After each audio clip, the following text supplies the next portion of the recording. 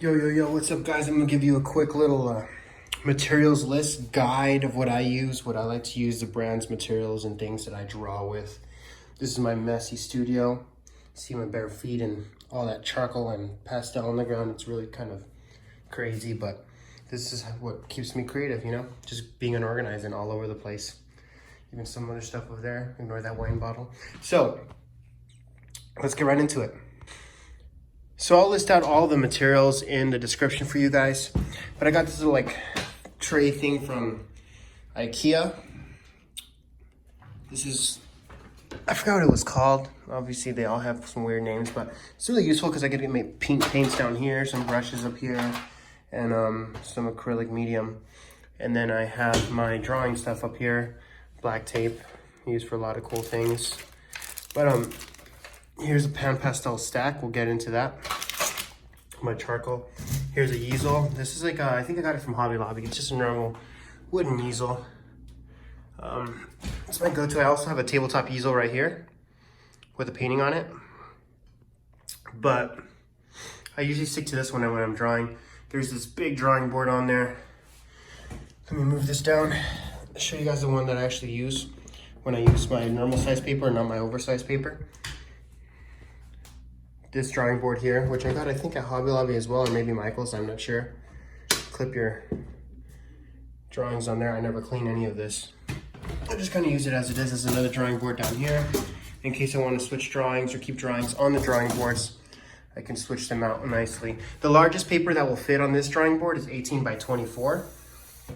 That's usually the bigger size I work at, unless I'm working on a full sheet like that one, which is 22 by 30, like of print paper. So I have my laptop right here. I kind of keep it on this this desk here, and I use it for my references, so I can like look over if I'm not working from life. And I just got it repaired. That's why it's so nice and clean. Okay, so you guys are probably. I'll start off with the most important thing that I get the most questions of: pan pastel. So put it on the laptop and start getting it dirty again. This is pan pastel. It's a pastel material. There you go, pan pastel, black. I only really use the black one. It's like a pastel material that comes in a pan, and you can get these soft palette knives that you can put tips on, like these foam tips. Here we go, foam tips that you get to replace whenever they rip or they're overused or you want to change colors or anything like that. And it's really good for laying down tone and kind of using it. They have different shapes too, like this one. And you could use it with your charcoal drawings. I'm just gonna go over my drawing materials today, not my painting materials. So I kind of use that as an underlying, depending on the approach, I usually use it as an underlying sketch foundation for the actual drawing. If you see in my other videos, you'll see examples of that.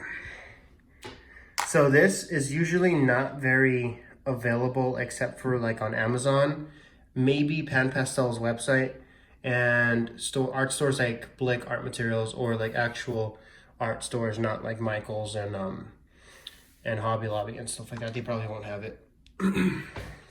They like twist onto each other like this. See, there's like this white on top, or like a tannish, and I have a bunch of other colors, burnt sienna, and like, so there's like skin tones, but I think this is a skin tone stack. Although I don't use it all that much because I try to stay away from color. I like to work in black and white. You see this one has probably like a sienna type of color, like a brownish. You could also flip them around and use one on the lighter side. So, okay. Next, let's talk about charcoal. These are charcoal pieces and not charcoal pencils. So this is a cigar box that I just keep everything in. It's a little bit easier to move around and keep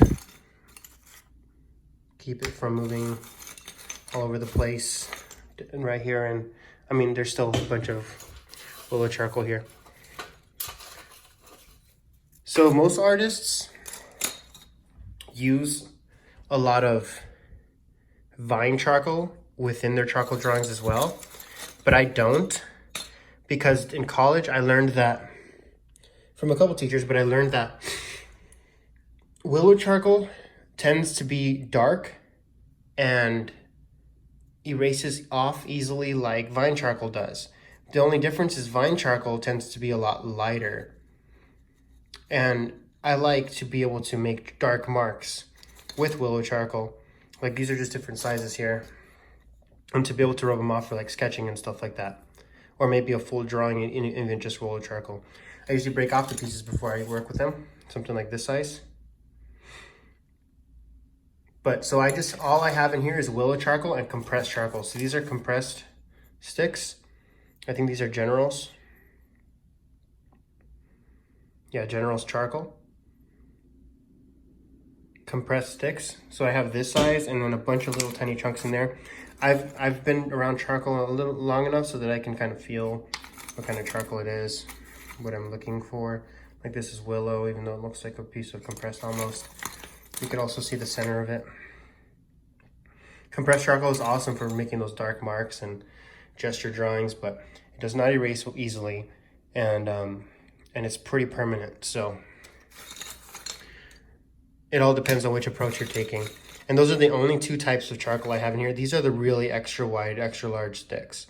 And I love these because I get to use the edge nicely and a big tone. And I could also use this way. And a lot of different techniques, but yeah, so that's all of my charcoal really. There's just a bunch of pieces all over the place as well. But let's get into charcoal pencils. So I try to stick with, let's see if there's one that's not broken here because tend to break a lot of them. That was broken too. Here is one. So I recently released a video of how to sharpen a pencil with a long point like this, a charcoal pencil. So you can use the edge of it kind of like a piece of charcoal like this. But you could be a little more detailed because it could be sharper. It won't focus. There we go. These are the only real, I have a bunch of other pencils, but these are the only ones I really use. And I load up on, I stack up on, is the General's Charcoal 4B Soft. Because the other harder ones are, like the other harder charcoal pencils are just the same thing, but they tend to be a little bit harder, so they'll indent your paper, and they won't go as dark. But I am a firm believer in being able to control your pencils and making light lines by controlling darker material, right? So instead of relying on a pencil to limit how dark you can go with it, you should rely on the skill you develop to be able to go lighter with a lighter touch instead of instead of being limited by the materials, to just use one material and be able to have the principles and skills of art strong enough to be able to create what you want to create anyway. So that's why I only use these pencils really, nothing else. And I use them for darker details for the most part. Sometimes I don't even use them, and I definitely don't make a whole drawing with one of these. I definitely start with pan pastel usually, or Willow Charcoal, and use my compressed charcoal, and then I get to these for details, even if I get to them, if I see anything that's small enough to get into. Just don't worry about details too much. Okay. Next we got kneaded erasers. So kneaded erasers are fun. They're super useful. I like them a lot because they erase the charcoal well, but they don't leave crumbs all over the place like those white, I forgot what other types of erasers they were called because I don't really use them, but I just use this this kneaded eraser because it doesn't leave crumbs. I can shape it to whatever way I want to shape it so that I can get like these sharp lines in there, or just kind of use a flat end, a bigger flat end, and then get a larger area that I'm erasing. Or I use them to make highlights as well. Sometimes people are watching my videos and I use a kneaded eraser and I'm kind of covering with my fingers because that's how I draw. And it ends up making like this nice white line through the drawing. And people are like, what kind of white is that? But it's really just erasing out. And they get really dark really quickly because of all the charcoal that gets in them, charcoal and pastel. But this is how they're supposed to look when they're new. You can clean them off, but these are way past the point. This one too. They're way past the point of getting cleaned off. They start to disintegrate after a while when they have too much, they're holding too much charcoal, and that's when I kind of toss them, leave them aside, and to open a new one. I have tons of kneaded erasers. Now we're getting into this detail eraser, which is called the Mono Zero by Tombow. It's like a mechanical eraser. You can reload the eraser there, and it's a small eraser so that you get nice details. I don't use it that often, but when I can't get so small, like maybe reflections in an eye when I'm drawing an eye, because the kneaded eraser can be a little too soft sometimes, squish over and won't be as fine as something like this. So this is a white eraser, so it leaves crumbs, but I don't use it all that often. Only for the slight details. It's a really cool tool to have. Not as necessary as the other tools I've talked about, but it's good. Let's see what else. There's some charcoal powder here. I don't really use it, but I just keep it here. I make more messes than anything with it. Like that. Almost dropped it. Good thing it stayed closed. Okay. Maybe one day I'll use that. See how it goes. These are a bunch of other sponges that I use with my pen pastel. You can see I used the white on this edge, on this one, when I was like working on a toned paper or something like that. But yeah, it works fine. I still prefer using the palette knife for the pen pastel. I also have some sandpaper so that I can refine. This one's all old and used, but I could refine the edges of my charcoal without having to draw, just to do that itself. So kind of make sharper edges by rubbing that charcoal on sandpaper and getting the edges I want to use to draw with. Look at this little guy, poor guy. I use an extender, pencil extender for pencils like that. Let me see if I can find it. It should be over here somewhere. Last I saw it. This is where I sharpen my pencils. Obviously right in front of the computer, you know, watching a YouTube video. Sharpening my pencil, hoping I don't cut myself. The tutorial for how I sharpen pencils is up as well. You can find that video on, I don't know my site, it's probably on Instagram. Maybe it's on YouTube, I don't know. Then, so I think that's about all I use, except for like paper towels. This is an old paper towel. Any paper towel works, so you can like kind of unify the entire drawing, kind of soften out the entire drawing. You start to lose details, you lose a lot of value, contrast, but it's useful so that you can unify it, and then you could come back in, make some highlights with an eraser and some darker areas with compressed charcoal. I do also use a couple of smaller brushes, like this little guy here. I dip them in pan pastel and use them. As well as there's a pencil sharpener here for the graphite Draftsman pencil, but I haven't drawn graphite all that much. Here is a white pastel pencil. I think this one's pastel chalk, but I usually just use the regular white chalk. I'm not sure where the other one is right now, but only when I'm working on toned paper, not when I'm working on white paper, because then you're going to get different whites that are whites of the pencil that are usually more blue, and then the white of the paper tends to be warmer. Okay, so one big thing I forgot, because it was down here on the ground where I like to keep it, obviously on purpose. This is a blending stump. This is like a fat, big blending stump.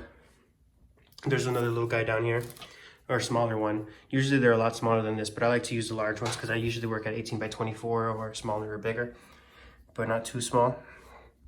And so it's a cheap one. I don't know what brand it is. I've had it for so long, and I have tons of other ones, but I like to stick to the things that I keep using over and over again for some reason.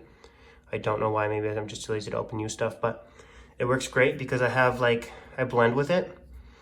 I blend charcoal, pastel, and all of the stuff with it so that it has a natural tone to it. So sometimes I just sketch with this, especially to make an underlying sketch foundation that's not too light, not too dark, without applying charcoal directly or pastel directly.